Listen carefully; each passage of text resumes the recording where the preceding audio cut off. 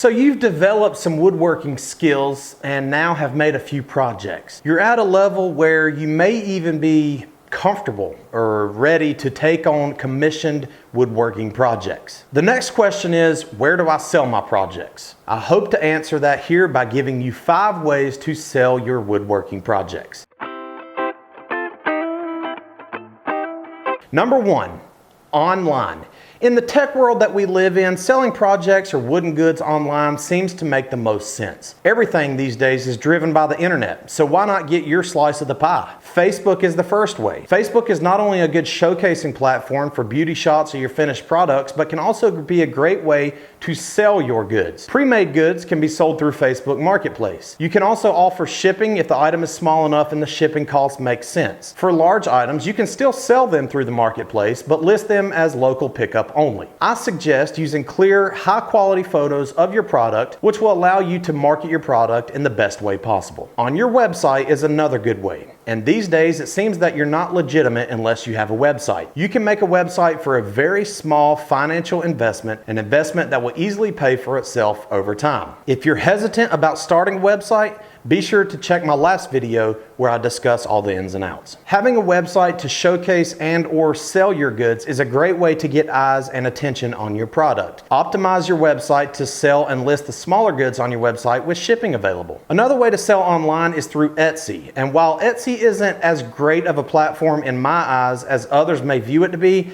I do think it's a good way to get started. The beauty of using a platform like Etsy is that the platform and the Etsy brand and the Etsy name is already established. Visitors on Etsy's website know that they are in the right place for wooden and or any type of handmade goods. I would caution, however, that when selling on Etsy to make sure your goods are priced for you to make money. Sometimes I've noticed that these marketplace sites are just flooded with competition who are just trying to undercut everyone else. The next way to sell is through craft shows.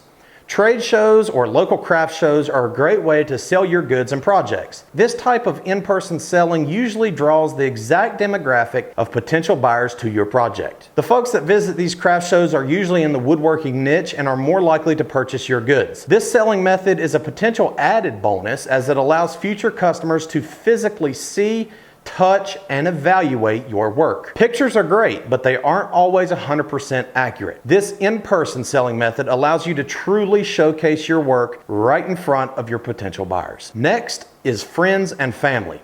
This one's pretty obvious. Your close friends and family and best friends may be willing to purchase items for you. The first reason is that they know you are trying to get your name out there and establish as a legitimate woodworker. They support you and are willing to send some work your way to help you get started. However, this is obviously not a sustainable business model. The second option is that your friends and family need some legit woodworking projects done for their friends or even their personal space. Since they know you well and they know the quality of work that you perform, they may reach out to you over someone else for help in completing their custom project. The next way to sell your woodworking project is through commissions.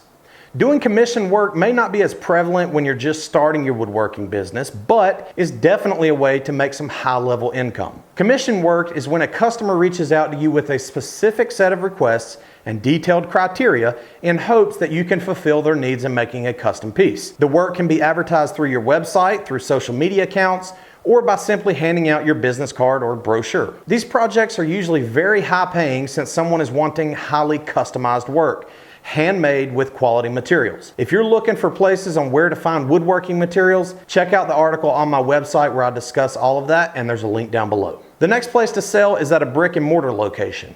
A brick and mortar location is the last on my list simply because it involves the most amount of money and investment. This type of storefront will highly depend on your store location, your sales or foot traffic, and overhead costs to rent the space and pay for utilities. This may not be ideal in the short term or frankly ever, but it is an option if you're in certain markets that yield revenue well with these type of businesses with physical locations. So those are my 5 ways to get started with woodworking. Be sure to subscribe, like, and comment down below.